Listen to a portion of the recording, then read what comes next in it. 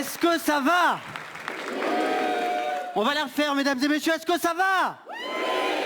Là, c'est mieux. Je suis super content d'être là, mesdames et messieurs. Vraiment, je suis vraiment content. Je me pose une question en ce moment. Hein, comment sera le monde dans le futur? Hein, vous savez, comment sera le monde, par exemple, en 2033? Hein, peut-être que les voitures voleront et que les gens seront moins cons. Il y a plus de chances que les voitures volent quand même. Hein. C'est vrai qu'il sera notre président de la République en 2033. Bon, nous, on vient tout juste d'élire notre président. Enfin, c'était en 2012. Est-ce qu'il y en a qui ont voté dans la salle? Oui. C'est bien. Moi, tout comme vous, j'ai voté. Par contre, je trouve ça super bizarre comme sensation, le vote. Hein, c'est vrai, tu choisis ton candidat, tu mets son nom dans une enveloppe, tu mets l'enveloppe dans l'urne. Et là, t'as la dame de la mairie qui dit un truc super bizarre. Elle te dit à voter. C'est complètement con, ça. Tu sais, c'est comme si t'allais dans les toilettes publiques et quand tu sortais, la dame pipi te disait à pisser. N'importe quoi, n'importe quoi. Bon, j'avoue, j'y connais pas grand-chose en politique. Ça a l'air d'aller pas trop mal, puisque j'ai vu qu'aux dernières informations, le moral des Français était en hausse de 2 points. Je me suis toujours demandé comment les sondeurs formulaient leurs questions. Est-ce que tu crois qu'ils font du porte-à-porte en posant à chaque fois la même question? Tring! Bonjour. Ça va? Oui? Merci.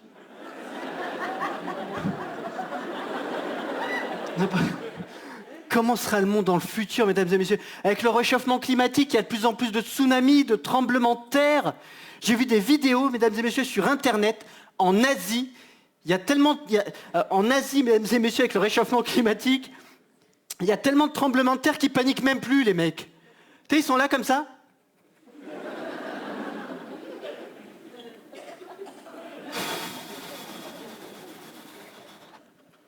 Ah, Deng Tao! Ah, ça va? Ah, ça va, t'es pas pâté qu'un tremblement de terre, hein? En plus, j'avais cours de Zumba. Pas de problème, pas de problème. C'est vrai, comment sera le monde dans le futur? Ce sera le monde de la télé-réalité? Hein, fini les aéroports Charles de Gaulle, les boulevards Napoléon, les collèges Albert Camus? Et bonjour les collèges Michael Vendetta? Les piscines municipales Loana? Les cul-de-sac Clara Morgan? On citera plus des auteurs ou philosophes connus, on citera des personnes de la télé-réalité? Comme disait David de Loft Story, moi les gens, je les emmerde avec un grand A.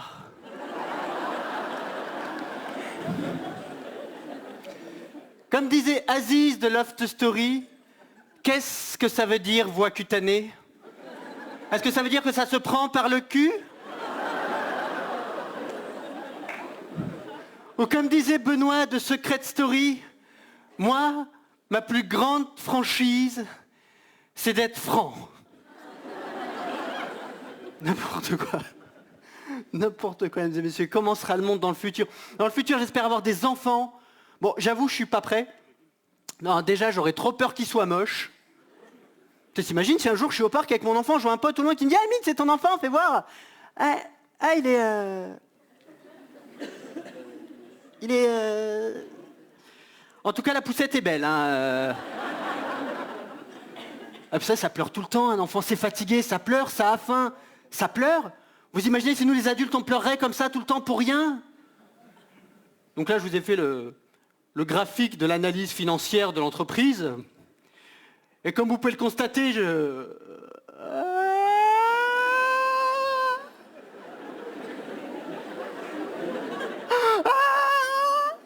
Non mais c'est parce qu'il est 11h30, moi j'ai faim.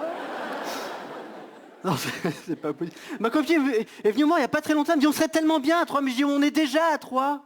On a un chien. Ah, c'est pas évident de dresser un chien, faut l'éduquer, le nourrir. Bon, moi ma chienne c'est un Rottweiler.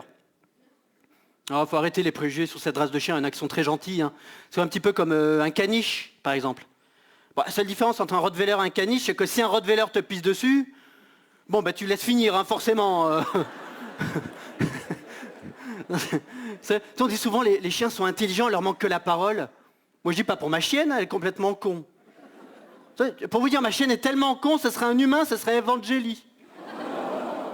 Ma chienne fait partie des chiens que quand ils pètent, ils croient que c'est pas eux. Vous voyez, ces chiens, elle est comme ça. Et d'un coup...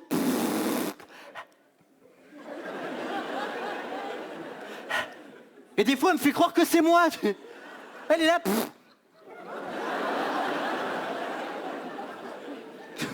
Oh, moi, j'ai bien assez d'un chien. Oh, non, je me moque des enfants, c'est vrai que... Mais quand on est petit, on se fout vraiment de notre gueule, on s'en rend compte en grandissant, ne serait-ce que dans les dessins animés qu'on regardait quand on était petit. Par exemple, Oui Oui. Personne ne s'est jamais demandé comment ça se fait qu'à 8 ans, Oui Oui, il avait son permis. Hein? En plus, son meilleur copain était policier, il disait jamais rien, tu sais. Ah, ça va, oui. Ah, ça va, moi je bosse pas mal en ce moment, je suis sur une grosse enquête de vol de carambar en bande organisée. Ah, j'arrête pas. Je me moque de Oui Oui, c'est parce qu'à 8 ans, elle avait son permis. Et moi, j'ai galéré à avoir mon permis. Je me suis accroché, je l'ai eu. J'ai voulu m'acheter une voiture, mais tu peux généralement pas t'acheter une belle voiture puisque tu as mis tout ton argent dans ton permis. Alors j'ai un ami à mon père qui a voulu me vendre sa voiture. Il me dit, si tu veux, j'ai une voiture pour toi. Une Super 5 toute option. J'ai dit, oui, c'est quoi les options? Elle m'a dit, c'est les phares, le volant, le rétroviseur. J'ai dit, mais c'est pas des options, ça c'est normal. Elle me dit, je connais pas les voitures et ça c'est des options. Si tu veux une voiture sans option, si tu veux, j'en ai une. Je lui dis, ah oui, c'est quoi? Il m'a dit, c'est un vélo. Ah, c'est vrai que c'est important les options, mesdames et messieurs, mais il y a des options qui servent vraiment à rien. Vous avez vu la dernière mode là? C'est de mettre sur les 4x4 un pare-buffle. Quelle est la probabilité qu'en France, tu tombes sur un buffle? Hein? T'as déjà vu un de tes potes venir te voir, il dit, m'est arrivé un truc de ouf. Tu sais, j'étais à Plougastel, tu vois, avec mon nouveau 4x4. À un moment donné, tu me crois pas, il y a un buffle qui est sorti. Ouais, de la presqu'île, ouais, c'est possible. J'aurais pas eu mon pare-buffle, la voiture, elle aurait été pliée, hein, je te le dis, moi. Non mais je me moque des enfants avec oui, etc. Mais moi j'adorais revivre cette enfance. Ce que j'adorais revivre dans cette enfance, c'est l'école, mesdames et messieurs. Hein, l'école avec la maternelle. J'adorais la maternelle, mesdames et messieurs, et avec la maîtresse qui nous racontait des histoires. Alors moi, du coup, le soir, je suis allé demander une histoire à mon père pour m'endormir. Et là, il m'a regardé dans les yeux. Une histoire pour t'endormir.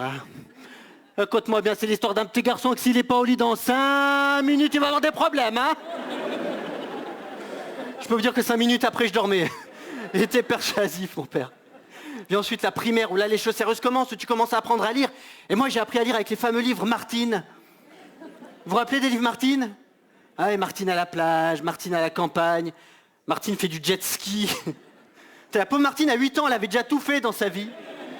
Elle va se retrouver à 20 ans blasée, tu sais. Ça va, Martine? Non, ça va pas. Regarde, j'ai 20 ans, j'ai déjà tout fait dans ma vie. J'étais à la montagne, j'étais à la campagne, j'étais à la plage plein de fois. J'ai même fait Secret Story et Koh-Lanta. J'ai dit, mais non, Martine, t'as pas fait du porno? Et là, plus tard, vous verrez des DVD de Martine. Martine à la cave. Mon préféré. Ensuite vient le collège, mesdames et messieurs. Et c'est vrai que quand tu rentres en 6e, c'est encore ta mère qui gère tes vêtements. Et moi, elle m'habille un petit peu comme dans la petite maison dans la prairie. Comme les Ingalls. Et elle m'a fait porter la fameuse salopette jaune que tout le monde a eue. Non, il n'y a que moi. Merci, maman. J'ai dit, mais maman, ça fait 20 ans que c'est plus à la mode, ça. Elle m'a regardé dans les yeux. Oui, je sais, ma mère ressemble à mon père. C'est plus à la mode. C'est plus à la mode. Écoute-moi bien, tant que c'est pas trop petit ou déchiré, c'est à la mode. Laisse-moi tranquille. Et la 6e, 5e, t'essaies de t'affirmer dans ton adolescence. Et qu'est-ce qu'elle trouve de mieux à faire? Ta mère, quand t'as un trou dans ton pantalon, elle te coud un écusson. Tu sais, j'ai un pantalon, j'en avais 40 des écussons. Chez maman, tu déconnes. 4e, 3e, je veux vraiment m'affirmer dans mon adolescence. Je vais voir ma mère, je dis, maman, je veux de la marque. Tu veux de la marque, hein? Écoute-moi bien, va me chercher ton pantalon, je vais te coudre un écusson Nike, Puma, Adidas, Reebok, Fila. Qui c'est la plus forte? C'est pas maman?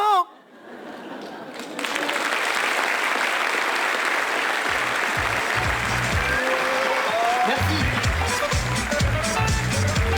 Merci beaucoup, merci.